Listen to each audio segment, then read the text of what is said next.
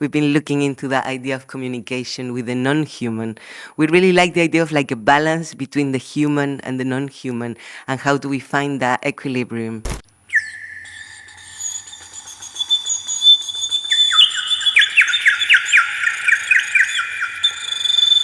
Have been looking at other species. So we did a big project in Switzerland where we follow a river. In that area, there is wine growing, grape growing, and wine production.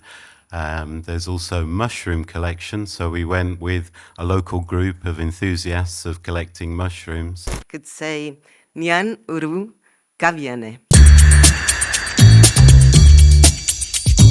Okay, so Luna, Montenegro. I'm Adrian Fisher. We live in London, and I'm originally from Chile. And I was born in London, and that's where we live now.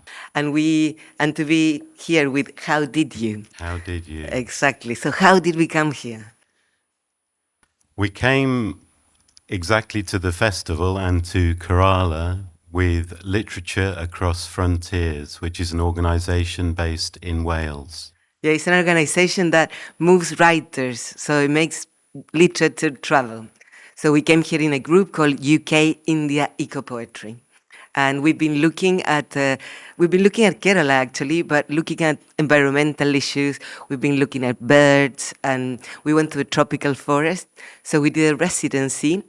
Yeah, so we were there in the tropical forest for a few weeks. And we expected when we were there that we would be able to go walking through the jungle on treks, but then we realized pretty quickly that you need to stick to the roads because the jungle or the tropical forest is quite a dangerous place.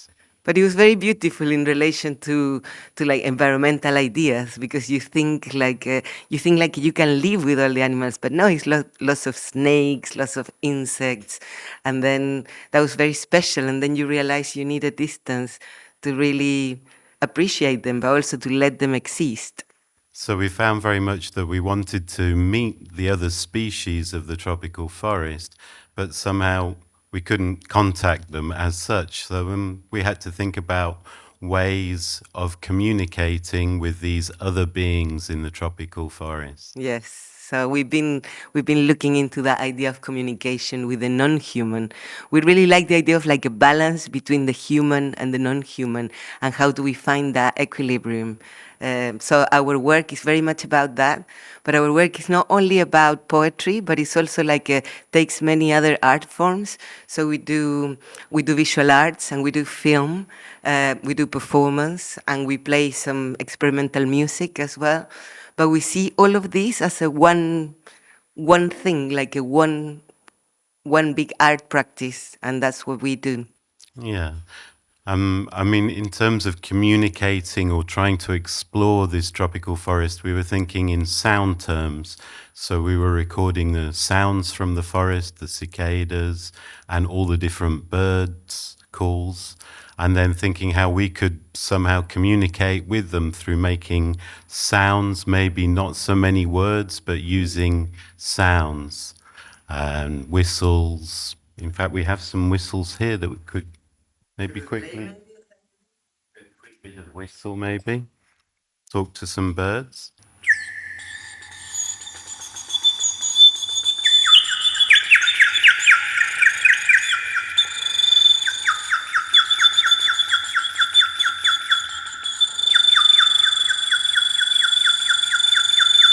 So yeah, we're interested in birds and in other species, and we have been doing many projects that have been looking at other species. So we did a big project in Switzerland where we follow a river. So we look at all the things that were around this river. So we were there in residency at Chateau Mercier, Villa-Rouffier, for like a few months. And then we were thinking of the river as these like a big living things, and questioning like this idea of like how does it start, the river?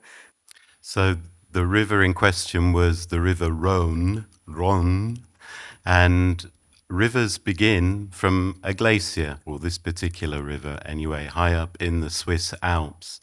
And the actual moment where the glacier goes into water, this area is called the The tongue tongue. of the river. And it's very strange how the tongue is separated from the mouth. So it starts with the tongue, but it finishes with the mouth at the very end when it joins the sea. And in between, it has all these arms of the river. So we thought it was quite interesting to see it as a living thing. So we made a film there, but we also made a lot of poems and visual scores. So we're quite interested in ideas of like how art is not an static form.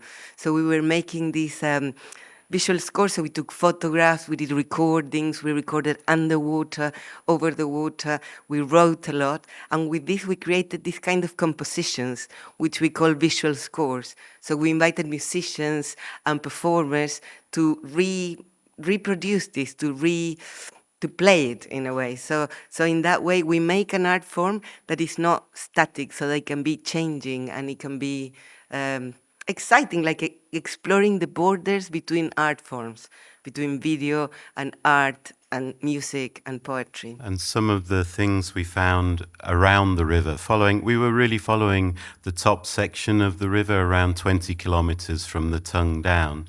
And then in that area, there is wine growing, grape growing, and wine production.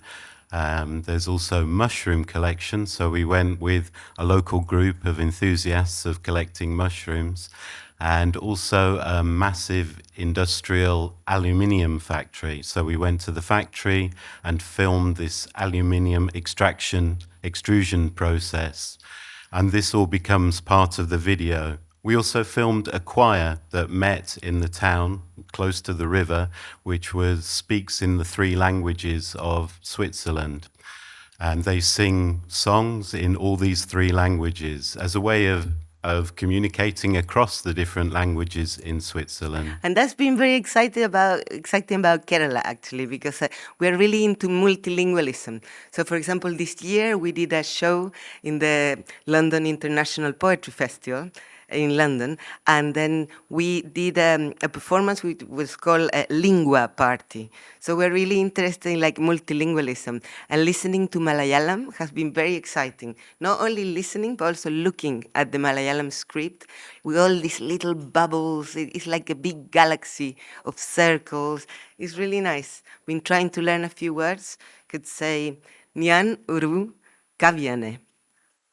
Try to say a few words. It's been very exciting. Luna, how did you? How did you? I think by following my interests and our shared interests, by following poetry and writing poetry and thinking about poetry and transformation, but also through making and writing, making visual works and experience. I think a lot of our how did you has come from experiencing together different situations, like in Kerala, food, everything, animals, birds, and just finding an interest and going into the detail of that interest and researching that interest and thinking and discussing about it, and then coming up with something that we feel very strongly about that we can hopefully give to other people. I did it by believing that art can actually make a change, and we are like in this as we are in life. So I actually see art as a way of living, and I think you can communicate energy and you can relate and resonate with people through that. Yeah.